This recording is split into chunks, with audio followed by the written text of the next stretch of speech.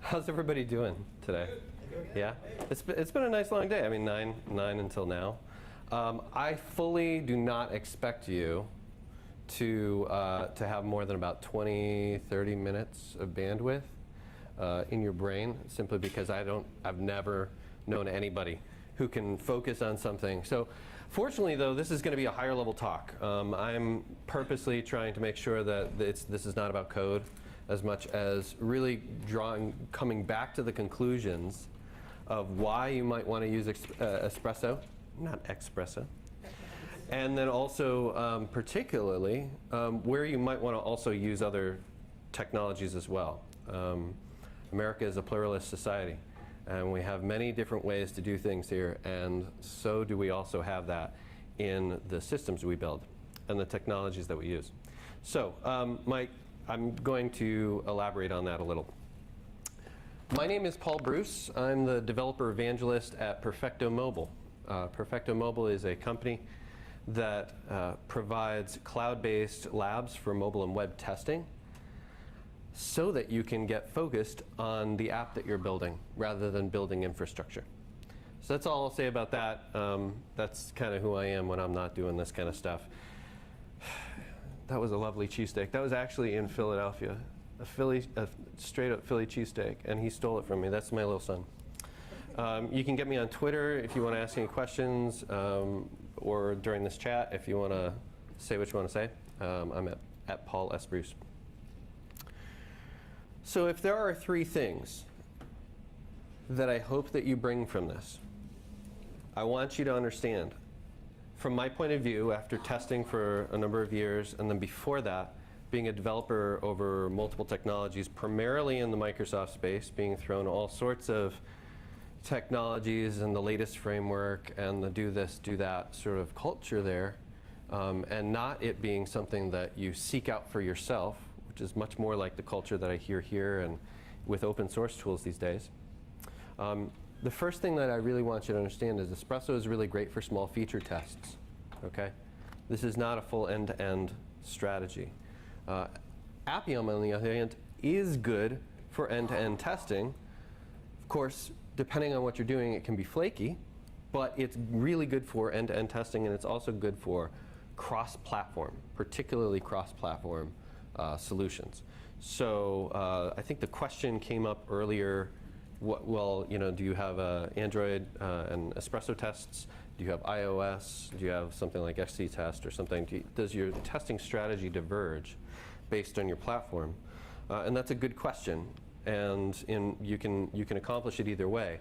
But when it comes to hybrid style applications, for anyone who's doing hybrid style applications, Appium has been around for long enough and has fleshed out a lot of the issues there. And it's also an open source project as well. But ultimately, a complete testing strategy is going to have to include the considerations that birth both of these things. So, number one, Espresso is great for small feature tests. Number two, Appium is good for cross-platform. And three, you need both. So I'm a big fan of bringing the pain forward. I'm Scottish. So anytime there's a wall, I want to run through it, right? Anytime there's a problem, I want to be there trying to fix it. And what I see in the engagements that I have with customers and with development shops from Perfecto, looking at them, is that what we're doing is we're making commitments. I think code, literally like Git commits. But we're making commitments little bits at a time all day long. We're writing tests, we're writing code, we're prioritizing backlog, and those commitments really add up. So who in the room is a tester? I mean, who would consider themselves full-time test? Awesome. So this is a little more than half the room. Full-time dev? Okay, so there's full-time dev and test at the same time. Okay. Well, the thing is, we both want a green and always green pipeline. We want to be able to say what we've done to date is good enough. Let's then push it off to the next process. What I hear is that we don't want white knuckles when we go to release, you know? And I know you know that. So the question is, how do we do that, right? And we want less context switching. You know what I mean? We want, between work in progress, we want to be able to maximize what we do and how we do it. And so one of the things that's key to what we drive at the company that I work with, Perfecto, is that we kind of say we want less mean time and more green time, you know? We want to be able to focus, instead of on resolving defects, we want to actually bring up the topic of quality and, dare I say, shift left, the marketing term, but to actually bring the groups together to actually solve the problem of quality together. So I'm at the right place, because the stories that I've heard today are full of people who are not just willing to do that, but desperate to do that, to really meet those demands. The other thing that just listening to the last presenters is that, you know, the reason for automation is cost and time. I don't really know about that. I mean, sure, that's a happy byproduct of automating, but aren't we digging ourselves out of a hole? And the hole is that stuff got really complicated in the past 5 to 10 years. It got exponentially complicated. And what we're doing is we're digging ourselves out of that, the deficit that we caused for ourselves, going from trying to meet people's expectations in a market that changes constantly, to stuff that we can actually build on time and feel comfortable and reliable with it. So ultimately for me, when I think about what drives this and what helps us do something better, is that we need faster feedback, faster than ever before. We need feedback, fast feedback, because when you're in a problem, when you're solving a problem in code, you need to be able to quickly identify defects in there, because if you leave it off, the longer you leave it off, it's not just cost defects it's actually your effectiveness on what you're doing, the work in progress chunks that you're making over time. If you're able to identify and see the problems that cause, as soon as you're making the code change, or as close to that time, you can actually resolve that, because your brain is in that context. So that fast feedback mechanism isn't just a solution for like accelerating time to market. It's actually a solution for being able to build in quality to the process. So for me, anytime where I see that people are deferring feedback, to me that's an anti-pattern. Anytime they're trying to say, well, you know, and I'll get to mocks in a second. I fully appreciate mocks. In fact, I worked with a product team that built a service virtualization tool. So I know all the benefits of that space. But there's a point at which you need to understand why you're using the tools, at the same time that you can use the tools and that they're out there. So what I see, much like I think, was it Sam mentioned the DevOps report from Puppet earlier, was that the high performers are getting better and the laggards and the poor performers are getting worse. And it's because of this fundamental thing, which is, are we actually thinking about quality and velocity as the same problem, fundamentally? So, to me, what we need is fast feedback on those code changes. We need to see what we just did as early as possible, and then resolve them as fast as possible. And the bugs that are faster to resolve, because we're in context, what it means is that there's less overhead and less communication. I'm big into communication, but too much communication and too much overhead wastes time as well. So consider, the less time that it takes to find the problem and resolve it, the better it is for all of us. I'm reminded of a talk that the PagerDuty guy, David Hayes from PagerDuty, had at Velocity last year. From my development background, he said, and this struck me as like right in the heart. He said, well, where you make money is production, okay? And what makes you money in production is features. And features look an awful lot like code. And so no kidding, is it hard for the QA department to tell the devs that they need to do more testing. That old school mentality is an anti-pattern on itself. Because developers, we're trying to get stuff that makes us money, and that, more importantly, teaches us things. Teaches us things about our market. And not only meets people's demands, but helps us understand how to anticipate those demands faster. So for me, that whole quote, that whole production thing, that really resonates because it sets you up to understand that it's hard to ask a developer to write tests all day if they're writing code all day. There is a natural conflict there. Not that it's wrong to do that, and not that you're not supposed to. But unfortunately, from the QA perspective, broken stuff doesn't make anybody any money.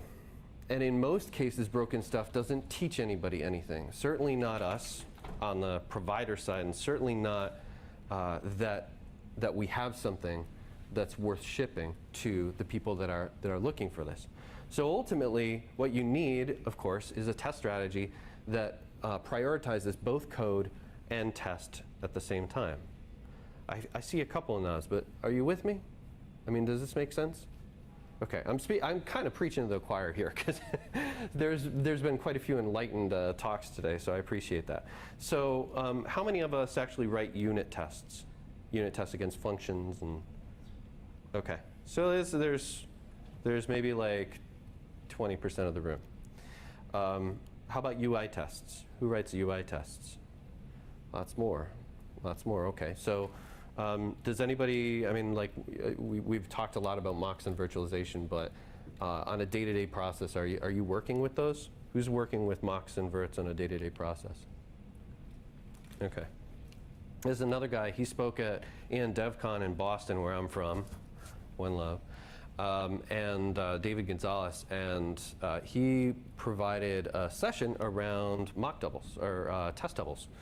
And I thought it was interesting because this was the first time, and I've been thinking about what does a proxy or a mock or a virtual service really represent, and not just like the code, but what does it mean? Why does it exist, right? We're dependent on each other. We're dependent in society. And when we go and we build technology that's highly dependent on each other. We build distributed systems, and they're highly complicated now. And so that's ultimately what's underneath a mock, is our dependency on each other, not necessarily the systems.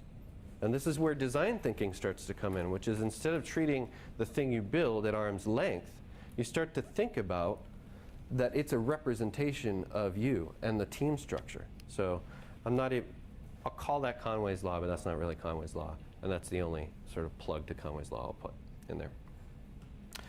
So mocks are part of the testing toolkit, obviously, because, of course, we don't have the luxury of waiting around for the final product. But who does that testing, right? And in this room, clearly, there's a heavy degree of full-time QA, and that there's also a lot of use of mocks. So pretty much everyone now. It's not just you. It's the developers. I worked with API teams previous to this job that also require mocks for their services spun off of their API descriptors. API descriptors kind of being like the book table of contents that you give somebody, right? Sorry, I should just ask. Who knows what, let's say, Swagger is? Who knows what a WSDL is? Come on, right? WSDL, SOAP service, dare I say? Okay, so it's essentially like the table of contents. It's the signatures of the methods and sort of a description of the service without all the code underneath it. You don't have to stand it up. And this is an example of how people are even taking it a step further and saying, I'm going to describe this thing before I build it so that other teams can be facilitated in getting done what they need to get done. And those teams might be other developers. It might be business analysts. It might be partners, right? Give a partner an API description, and they can go off and build half of their stuff, just like they were part of your dev team or a different dev team. So it's really important to understand that everybody's involved when it comes to that dependency chain, and just a practical example of that is a mock. So one of the things that I heard was that there are regression tests, or regression suites that take upwards of 8 to 12 hours. I heard that in conversations over the past 24 hours. And that's painful, right? And so we try to solve that by splitting out that dependency and making it a separate thing. But again, anytime you make one of those decisions, there's an opposite and equal reaction.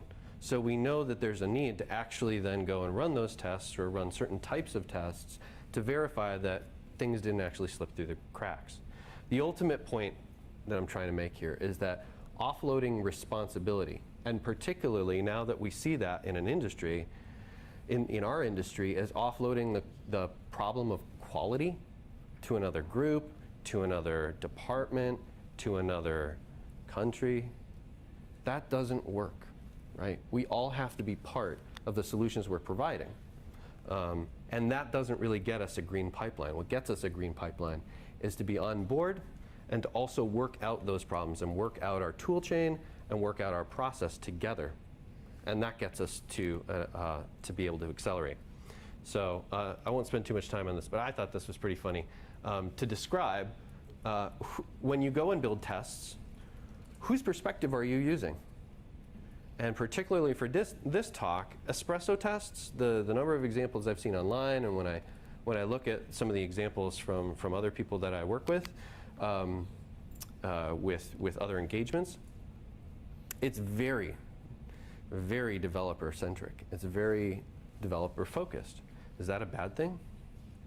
No, but we should be conscious of the fact that when we're writing tests and we're building tests, what perspective are we bringing to the table? If we're bringing a perspective of somebody who already knew what the software was going to do, guess what? You're trying to positively reinforce the design that you were involved in, as opposed to the opposite, which is to say the perspective of the person that's using it. So there's this whole other talk that I have in my mind about dealing with the effects of the designs that you put out into the world, but I'm not a designer and there are plenty of other people for it. But that's what I mean, is when you're actually building these pieces of software, we need to understand that there's an important role for a developer to play, that it will take time, but that you also do have to take the time to step outside of what the Android Studio IDE and actually use your app. Who's from Capital One here? All right, cool. And do you use the apps that you actually develop or ship? Okay, so that's the first. I mean, we're used to talking in terms of dog fooding your product, but like that is a fundamental good practice. There's no such thing as best practices, but there are some pretty damn good ones. And the first one is to actually put yourself in the shoes of the people that are going to be using the app. Go through a tunnel or two or three. Try to do your banking when you're on the T, or when you're in an Uber or something like that. You know, that's an important part of seeing round trip, how your design actually fleshed out. The point of this is, right? Let me walk through it. Wow, I spent too much time on it already. The guy in the car has to pull a lever, and that opens the trap for the monkey to grab the banana, and the banana causes snow to fall on the ducks, and the ducks think it's winter, and so they fly south. Now, hopefully, right? And that they pull the car with them. Now, this only works if you've got a car with a hard-coded static variable of south on the front of its grill, right? What if that guy wanted to drive southwest or north or east? The point is that your systems, your applications, have relatively few ways of working. And I say that fully understanding how complicated things are. But in reality, the number of ways you can use it is far fewer than the lines of code and the intricacy underneath. So going back to test strategy, you need testing at every level, not just at some of the levels. We use unit tests, we talk about regression testing, but again, regression, it's not like a type of test. It's what you expect to get out of that, right? So you get the unit, you've got integration tests, which is a big bag of whatever people want to throw in there. But the definitions of these things, I've seen more developers having no formal testing that helps them, that grounds them in this concept that not only do we need to test our stuff, and not only is it complicated, and not only do we need different perspectives on it, but we need to do this at every stage. And when we do this at every stage, then we have quality in the product. You can't expect quality out of a product unless you're willing to put it in, right? And you can't do that at the end. You need to build that quality in if you expect to get it out as a result. So I think it was Sam and Dan also had one of these things, but this is a simple version of it. It's the testing triangle. So just like that, right, your app has different levels that you need to test. And each of these points are quality gates.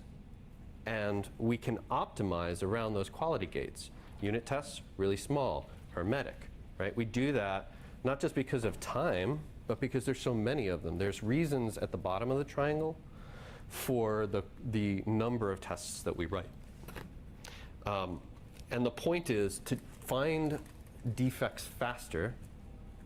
We use this kind of, we go finer grain on our strategy so that we can actually get the fastest feedback as possible at every level, right?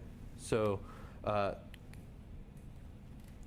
problem, though, is, and this is a particular problem that we solve at Perfecto, or that we help people solve at Perfecto, is when you get to the end, when you get to the very top of this hierarchy, there are a lot of different conditions, right? And there are a lot of different problems that occur in the real world.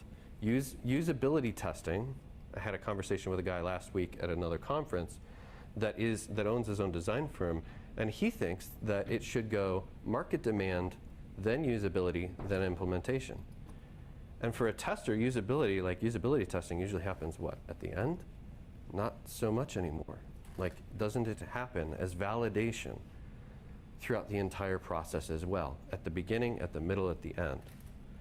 And so this is what I'm trying to highlight here, is to say that those ratios were fine until we got to the point where mobile happened, of course, and now you've got a widely fragmented set of platforms, and then you also have complex conditions. So ultimately, your test strategy also needs to include that as well. We really got to test at all levels, particularly from the user perspective. Otherwise, we're never going to be able to satisfy the user. We're just going to be satisfying us. How fast does it take for me to ship? How many delays? How's my boss treating me? These are our problems, not the users. So let's start with a definition of Espresso, because we need that. It's a good choice. I like it. Okay, so I'm very pro Espresso. Most importantly, I think it's super easy. So yeah, that's why it's a shared script and a shared language between developers and test engineers. There's also really cool things like just the fact that it's built on the Java platform gives it this whole 25-year set of people, like people who have grown up and literally lived their whole career through Java enterprise development. So there's plenty of experience there. There's also new stuff that comes in, like Hamcrest. I love Hamcrest. Hamcrest is an example of people just doing a little bit more. These are matchers, so it makes it even easier to match on an element or a data array. Who already uses like the not operator in their Espresso scripts? So there are a few. So of those people, if you don't know what Hamcrest is, or if you need an example, go find them. They'll give you an example. But the point of it is to say that test authoring is super fast. So that's the #1 reason why I think Espresso is a really great idea. Your tests also benefit from all the context that your app has, like the resource file, like all those variable names. And guess what? When something changes on one side, when something changes the design view, now you know which tests are going to break, because those are hard-coded, well, not hard-coded, they're variables. They're variable names, they're tokens. So that's different than the world we've been living in, which is to say XPath matching in other testing platforms or other testing frameworks. I think, though, importantly, the fundamental difference between instrumented versus non-instrumented is the fact that it's literally in sync with the UI. We've grazed over some of the other details, but I want to highlight the fact that this is different from the way that Appium. Why do you need to put sleep calls in your Appium script? Why do you need to do that? Because that's slowing them down, right? You don't need to do them. I was talking with one of the other attendees earlier about the fact that there's ways to get around that. But fundamentally, the problem with the black box, outside of your app looking in perspective is that you don't know when that event, when it completed at the same time. And so Espresso, that's the fundamental difference, is it's got a message queue. I mean, it goes through this whole bunch. There's a Google I/O talk somewhere. I think I've got a link in here, and I'll share the slides. But there's a Google I/O talk where the guy literally goes through and talks about how this stuff is constructed, how many different ways you have available to you to allow the system to understand when to wait and when not to wait. And so fundamentally, this is baked in. This is like fast feedback distilled into a testing framework. So what happens here is that you ship your APK, and you can actually split out your APK and your tests. They both run on the device. Your ADB server, which is on your, underneath your IDE, it actually connects over to the ADB client. There's a runner. There's instrumentation that goes on all on that device. And only when the device is done processing, let's say, the UI, the message queue on the UI thread, will it then complete. But that happens a lot faster than a static sleep timer. So that's fundamentally different, is that it understands what your app is doing and is waiting for that. Does your user do that? No. But this is not necessarily a framework to do what your users are doing. This is not from a user perspective. This is from a developer perspective, and that's okay. So the next thing is, it's free. And I love the growth in open source in the past 10 years. I appreciate particularly the way that people are willing to contribute. That's my thing. I love putting your skin in the game by contributing, but just be aware that open source is not free in any way, shape, or form, right? Things can change. You have to then merge that back into the version that you're using locally. If you want the changes that people are making, you have to factor that in at some point in time. Sometimes that's super easy. Sometimes you just, clone the repo, you build it, you got it, now you put it in, and that's fine. And then there's also skills that go involved with that too. So just keep in mind that open source is cheap, but it's not free. So Espresso is also very fast. I like this guy. I could watch this forever. It's just so cool. Anyway, the waiting around for the UI, right, in our tests is the bane of our existence.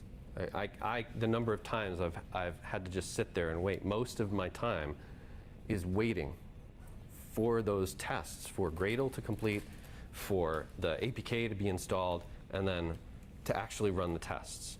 So the less waiting, the better. And honestly, Espresso is much better than that for those reasons. They don't even have a wait.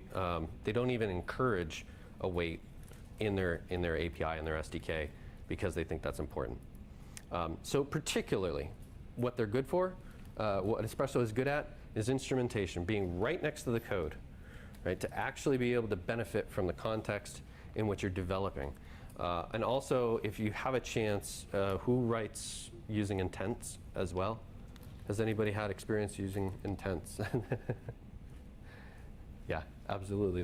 There's one person, and I didn't know him. I've already had a long conversation with him. Intents are a pretty cool thing. It's like the weird tetrahedron step-headed child between dependency injection.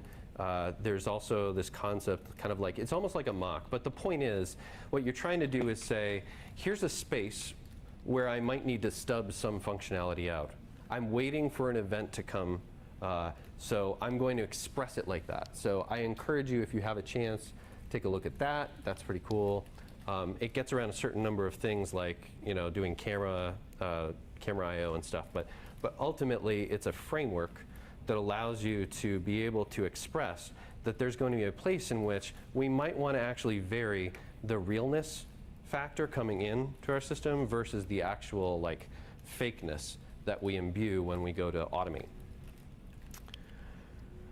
So there's a few things, though, that Espresso is not particularly good at from my research. One is reporting. So Spoon is good. There are also, and I am very excited to see, I hadn't caught, Shadid, your new framework for this. But one of the things that even with that you highlighted was that there's difficulty when you take all the results and you want to put them into one readable view. And believe me, readable is important, because for one thing, even if you are okay with code, even if you are okay with stack traces or dumps or whatever those are, right, you still benefit, just like your manager benefits, from a simplified view. Particularly one thing that Perfecto does really well is unify that stuff into a dashboard where you can actually go through the test steps and it'll skip through the video file and show you exactly what was happening on real devices. And that's a killer feature. I mean, nobody does it better. So that's one of the things that we consistently hear as an important thing, not just for people who, it's not people who don't know how to script or people who don't know how to look through log files. It's like, who wants to look through log files? Who wants to try to figure out exactly which file was the replay for that specific session? So unifying that stuff's really important. The other thing is interruptions, system interruptions like SMS. Again, maybe using intents, you can get close to it, but ultimately the problem is that you need to be able to simulate what's actually happening in the OS at the OS level, and not just in a hermetic sealed version of your app, and that's all that happens. So for instance, I'm going to skip ahead for a second. This happened the other day. We were actually testing an app, and it not only doesn't work, but the question is, how would you do that with Espresso? Right now, there's no way. Does anybody know if there's a way to do this kind of interaction to prove that, by the way, it's working the way as expected? I don't, and I looked hard. So visual validation as well is the other side of that coin, which is to say we want to make sure that what was actually rendered on the screen is what we expect it to from a human perspective. That doesn't mean that we have to be humans stuck in the middle of a process. The process will continue on a CI server. It will happen nonstop, and there will be gigs and terabytes and all sorts of data just waiting for us to drop in when there is a problem and be able to see it. So this is a little conversation that I had with a tester, a test engineer, and it actually is a person. I just can't say who.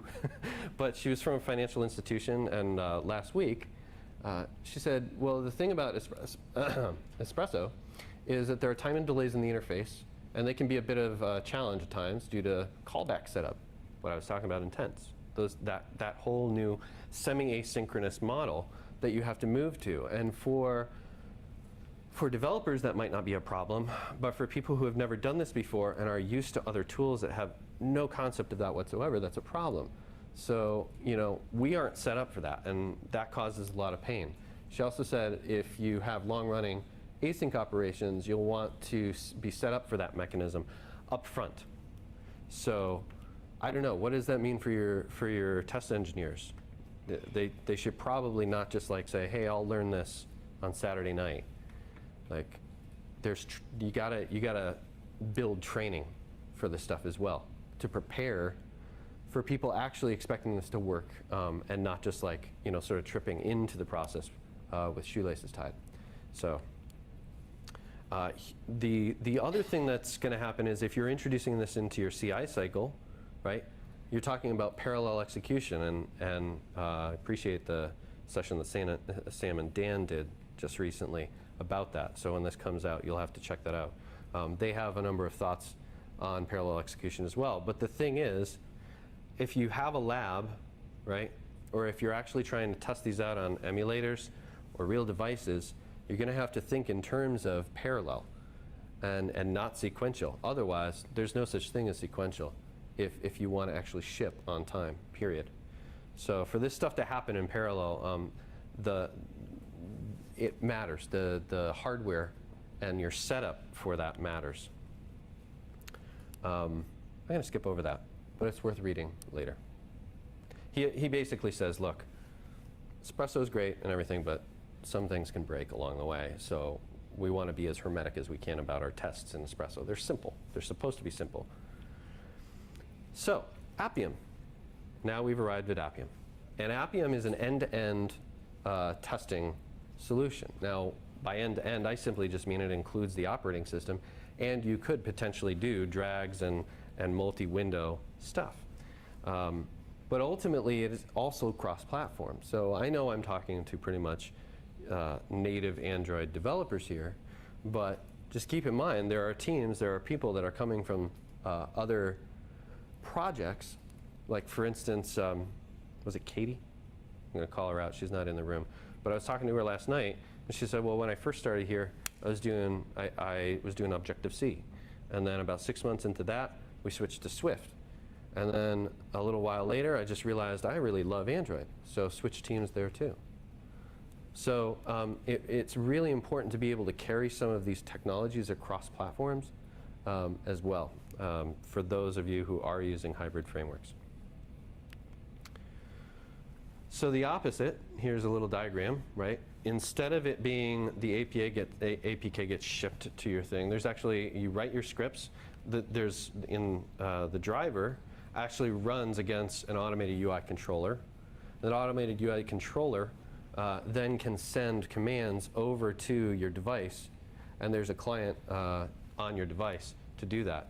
So instead of all the things running on your device as a whole, you actually have a remote driver calling into those devices as well. The benefit of this, though, I think can't be understated. While there are separate APKs for your tests and then for your Espresso environment, if you're actually handing off certain things, and it's not all perfect world CD, stuck in Artifactory with perfect naming convention and IDs and session names, if you don't have that and you actually are having to share these files in any other way other than like a perfect world scenario, it helps to make sure that the APK that your dev team handed you to test, do a regression test on, is the actual APK at the end that you submit to the store, right? So that goes all the way through, and you have no cause or concern that it was a slightly different version, maybe it's shipped with some extra debug information on it as well.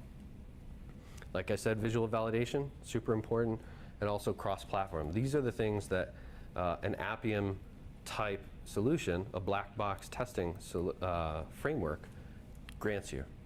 How am I doing on time? 4:30. 4:30, okay. So my other thing is real people use real devices, and they use them in real conditions. This is Katsumi Shah, and she's from Hello Seco. I'm never going to remember Seco, but I will remember the purpose of her app, which is to teach kids English. I don't really care what language you teach them, but the ability to teach a whole language through a device like that, that's awesome. That can change the world, and in a positive way. And so my first thought is, that's some serious conditions right there.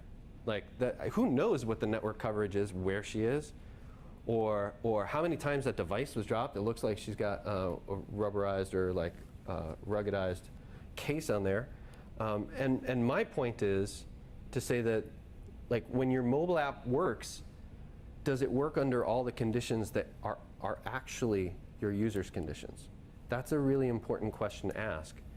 And not just, I mean, certainly when you're writing code, that's fine. Like, use sort of hermetic tests and stuff. But at the end of the day, you're designers.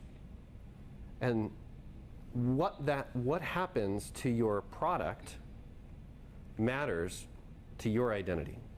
I mean, if there's nobody else in the world that's going to hold you accountable to it, which there plenty are, I will.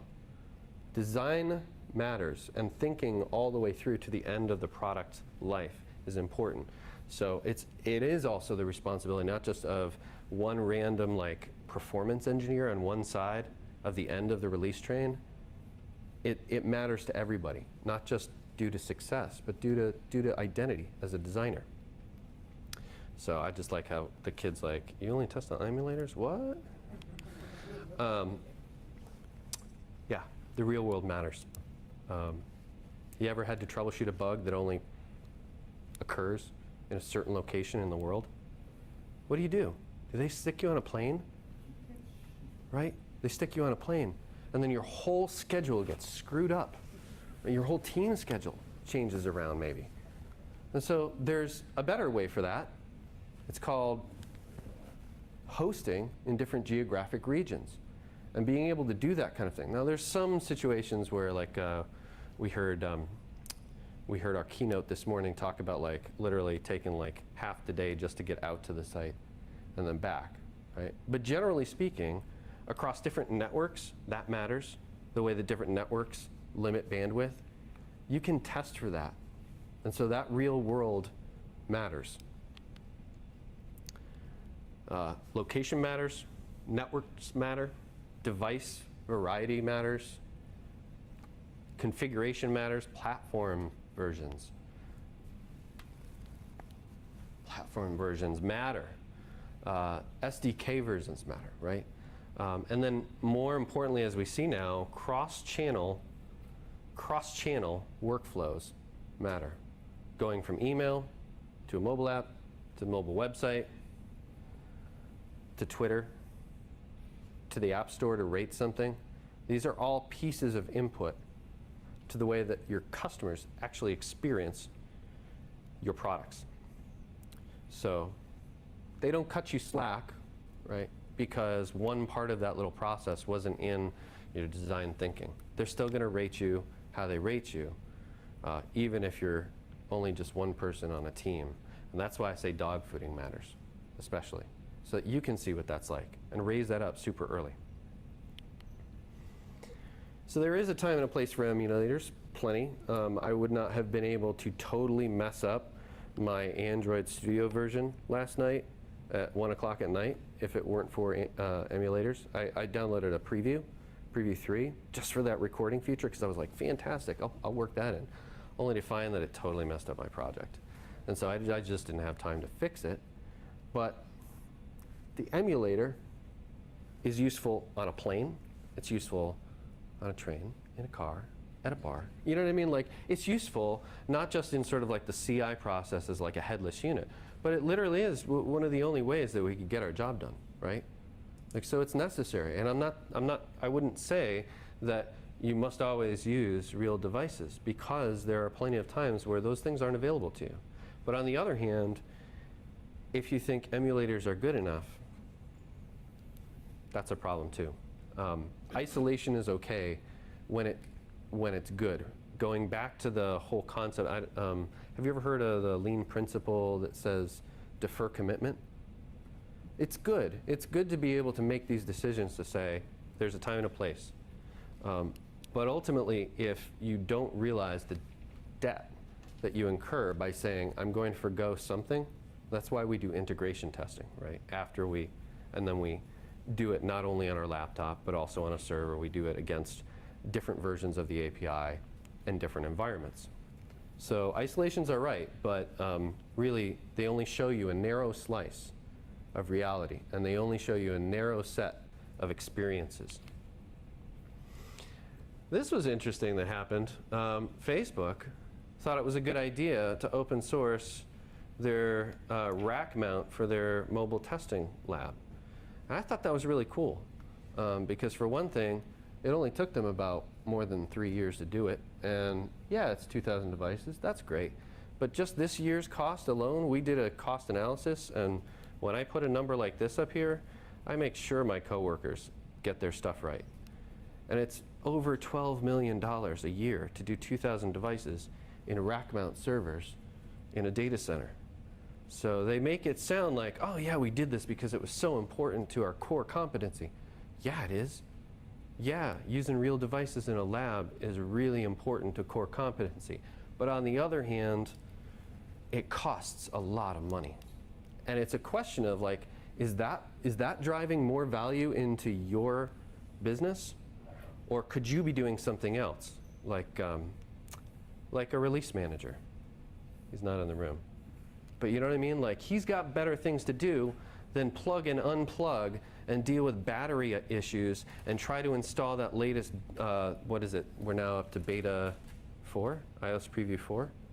Like, this is like the 4th time they've released a beta, and we need those on devices so that we can preemptively see what's going to happen when they actually release that to market.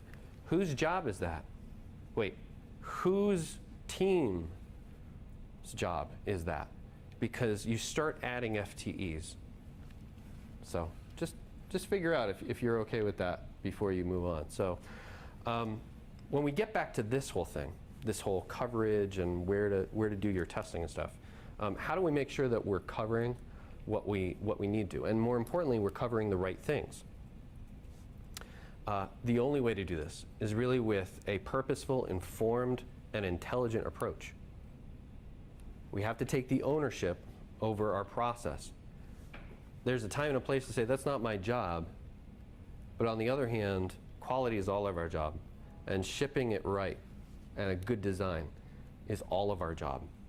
So what we need to do is we need to be okay with being fluent at not only multiple technologies, which we all are, but also fluent in different languages, which I completely understand that if you're writing Java only and you don't want to switch over to like a whole nother framework like Appium, let's say all your scripts are somehow for whatever reason written in a different language like Python, that context switch can be a problem for you. But on the other hand, you also, this is tech culture now. We're used to dealing with multiple languages. So long as that doesn't give too much friction, fine, right? But make that informed decision yourself. That's something that you and your team have to make together.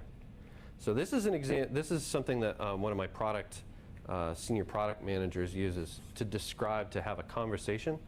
And what the point of it is not to describe how it should be for everybody, right? This is an average example in order to get a conversation started, to say, where are you on this? What are you doing in your commit process? Are you trying to pull like full regression tests into your commit process? That could be problematic for a number of reasons. Needless to say, time, right? But how do you vary this strategy? And how much of what do you pull in to what level in order to maximize how you're addressing the surface area of all the code and all the business that you're doing? So this is a conversation starter. It's not best practices. It's not my suggestion. But if you think about it this way, what types of testing are we doing? What kind of defects does this elicit out of our system? How often we're doing that, and why we're doing that, and what triggers it? This is kind of where we start that conversation. And everybody has a different way of doing things. So if your app on your website, if your website says something like this to me, just make sure it works for me and make sure it works for multiple platforms, because I switch platforms. There's not too many people who do they? When you're an Android, you're Android. If you're iOS, you're iOS. If you're iOS, the platform changes every time they release something out. So make sure that it works for not just this version of it, but the last version. And then also make sure that it's going to work for the next version before it gets out to the market, right? So we actually have our little comparison chart of like some of the testing tools that you could use, where they're beneficial, where they fall down, and you can check that out for yourself. But I think that's about it for me. I really do appreciate your time, and now all we have to look forward to is drinks. So, congratulations.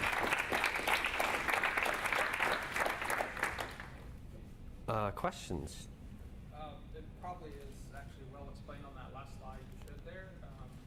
So the question I had is, it seems like you made a case actually for Espresso as well as other frameworks maybe at different times of testing.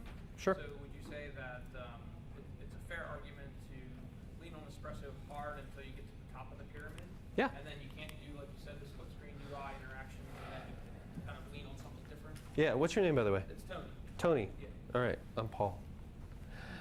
So smoke tests. Smoke tests, we're seeing a lot of customers actually take their Appium tests. I mean, they have huge suites of tests. They can't just migrate it on the dime. It would take months and months, if not longer. And so what they have to do is figure out which ones are not brittle, right? Which ones are not flaky or brittle, whatever you call it. Prioritize the ones that are linked to their business, their critical business workflows. Things that, like, if that didn't work, people would get fired. So they have to link and prioritize which tests they run. And when they have this old test suite set, then they also would use that. They would start to pull some of those tests from what we would call out of cycle into the development cycle, as literally as part of every single build.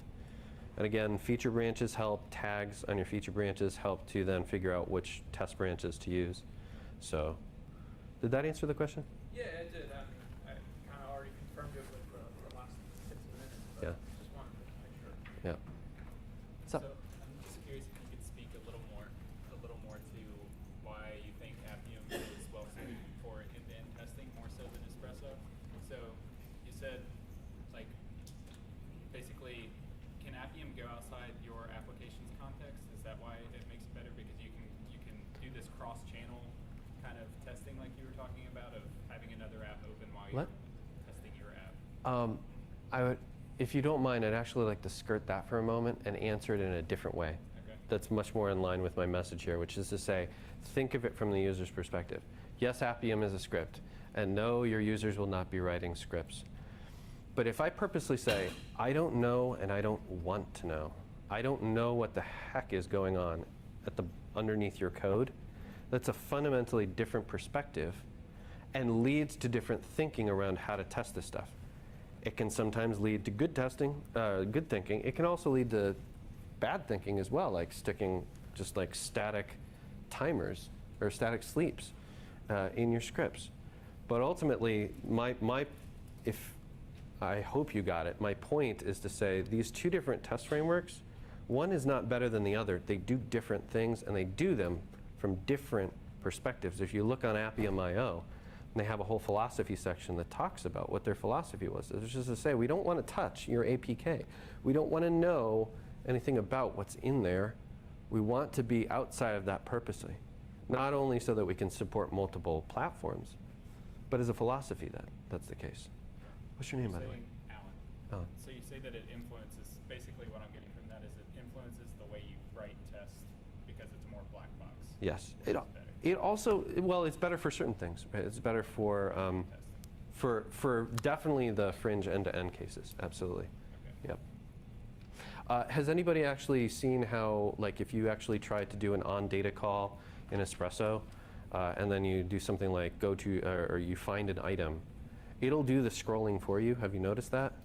It'll do the scrolling. Depends what kind of layout you're using. Right. Correct. If it's like a linear layout, it doesn't go for you. Otherwise, if it's like a if it's like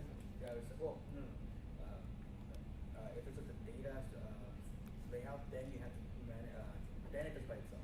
If it's linear, you have to do it by itself. Yes, and you have to know how the designers built the software just to be able to write a test for it, which is another thing. The thing is, what I'm trying to get at is, it does the scrolling for you, as opposed to actually saying, I would like you to pretend that there's a finger on the screen going like this. It makes a difference. It makes a big difference.